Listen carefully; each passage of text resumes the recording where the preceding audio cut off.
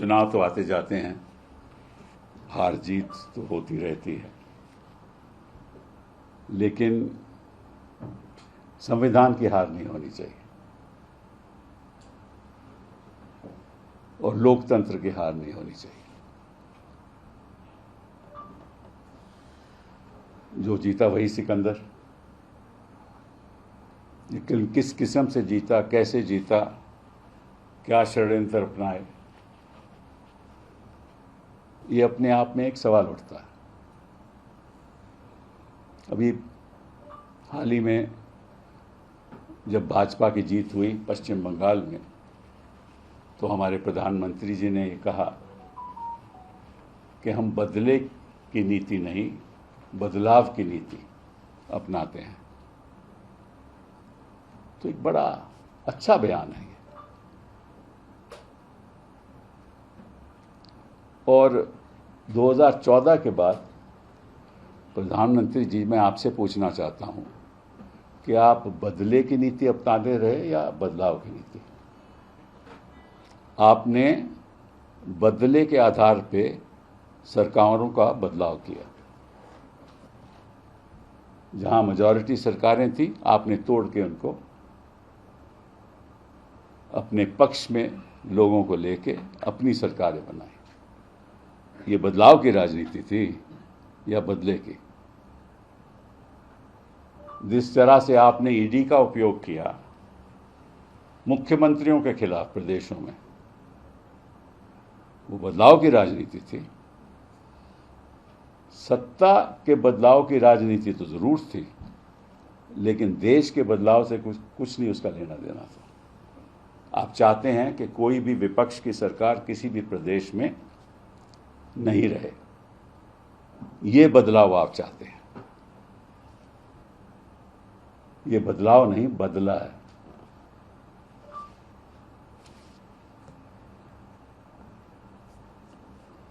वहां आपने 2400 बटालियंस भेजे सीआरपीएफ के।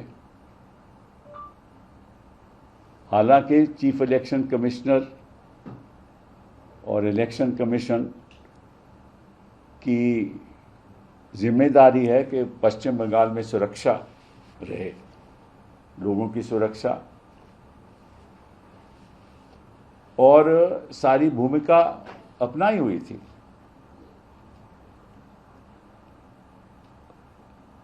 कई लोगों का तबादला हुआ, 483 लोगों का तबादला हुआ। अपने आपने चीफ सेक्रेटरी लगाया, अपना होम सेक्रेटरी लगाया।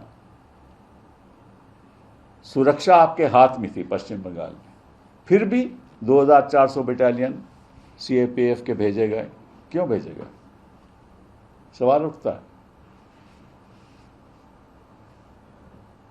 और फिर हमारे गृह मंत्री जी ने यह ऐलान किया कि चुनाव के बाद भी 70,000 लोग वहां रहेंगे, 70,000 सीआरपीएफ के लोग वहां रहेंगे। ये बोला क्यों? उनको खतरा था। किस लिए? और हिंसा किसके खिलाफ हुई? 4 मई के बाद हिंसा किसके खिलाफ हुई? कि लोगों के दफ्तर जलाए गए? भाजपा के तो नहीं। हत्याएं भी हुई, और मेरे पास डाटा भी है, मैं आपको बता देता हूं।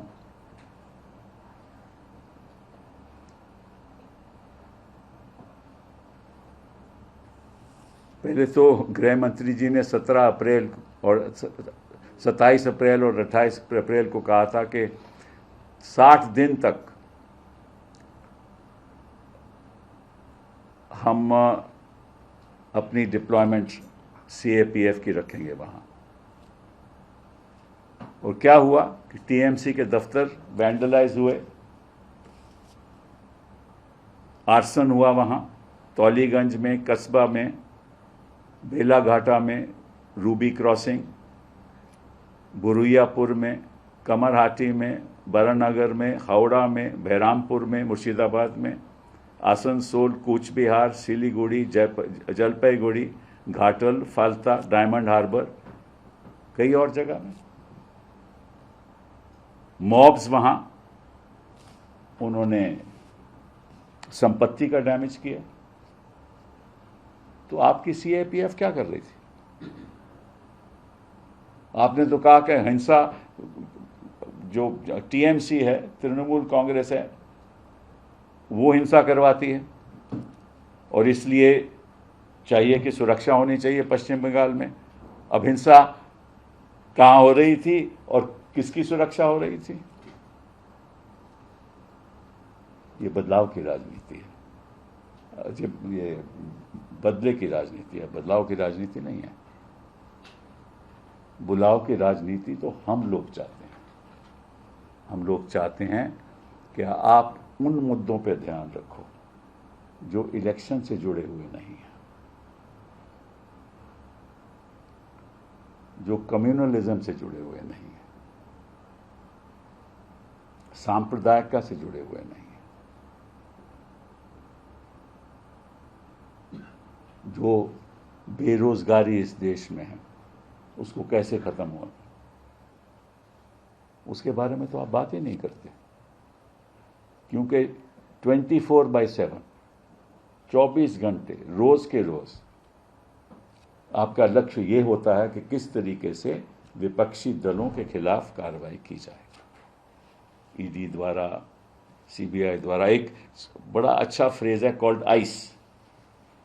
Ice means income tax, CBI and ED.